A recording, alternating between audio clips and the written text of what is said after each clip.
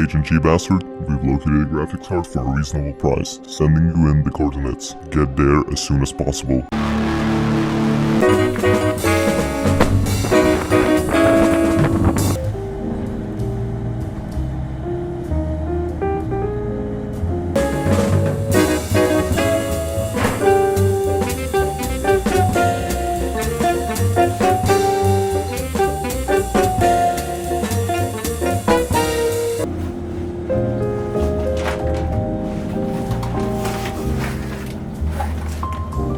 Hey, this man just, I don't want to do this no more.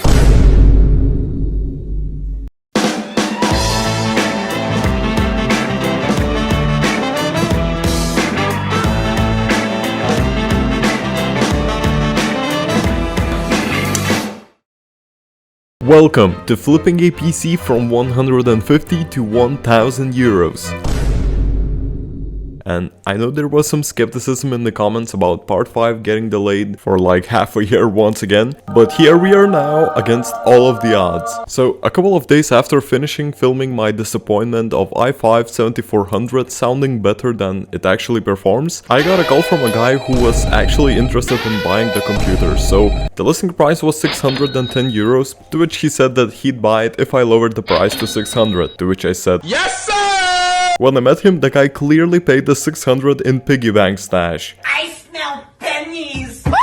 Anyways, shout out to him for getting himself a pretty decent system, and now let me show you what parts I got this time. But remember, in the last episode we took a 75 euro hit with a 7600K scam, so my actual budget for this episode is 525 euros. And oh boy, I got some deals! As for the CPU, I found this i7-6700T, and the seller told me that he pulled out this processor from his mechanically damaged HP all-in-one system, and I paid only 70 euros for it. The motherboard I got this time was this DDR3 compatible Asus, we say Asus, but some say Asus?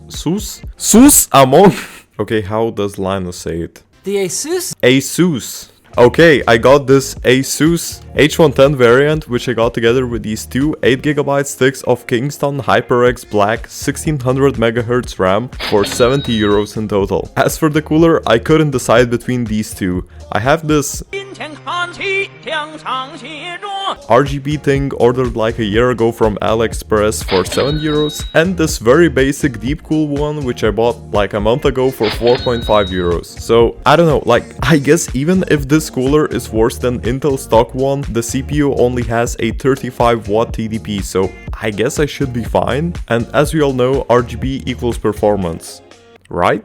Well, at least I will be fine with the slightly used Xilence 500 watt PSU, which still has 14 months of warranty left on it. And the good news doesn't stop there, because I got this thing for 15 euros. Dude, holy f***ing smokes, dude.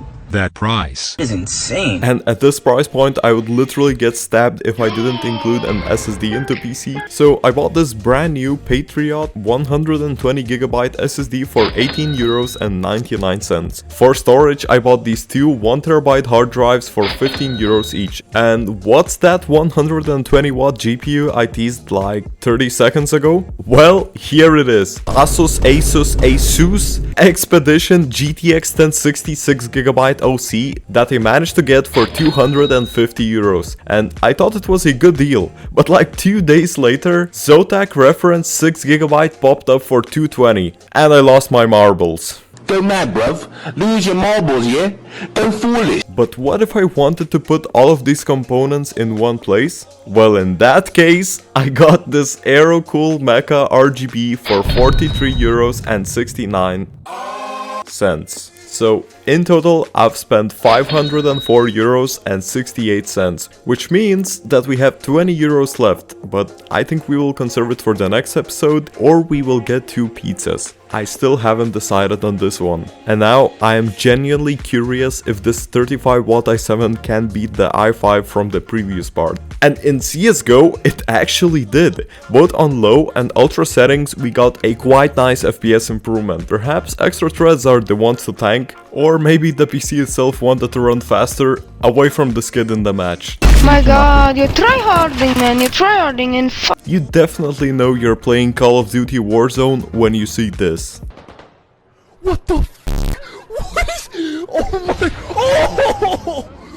Anyways, using the same settings and perhaps slightly higher field of view, I got a nice increase in average FPS. And by nice, I mean almost no FPS increase, but for some reason the gameplay felt much better, especially while recording this footage. Although you will have to trust me on this one, cause MSI Afterburner literally said, best I can do is these benchmark results, man. On Red Dead Redemption 2 we got a slight FPS increase once again, and for some reason a very low minimum frame rate during the in-game benchmark run. Although, as you can see from the gameplay footage, the frame rate was actually stable. Forza Horizon 4 was the game where we got the highest FPS increase percentage wise. On 1080p Ultra preset, I got these benchmark results. Cyberpunk saw a small performance increase once again on the average frame rate, and a sharp rise on the minimum frame rate. By the way, remember in the previous episode I said that moving the mouse around faster caused a frame drop? Well, not anymore. We're back to 8 threads, baby! So,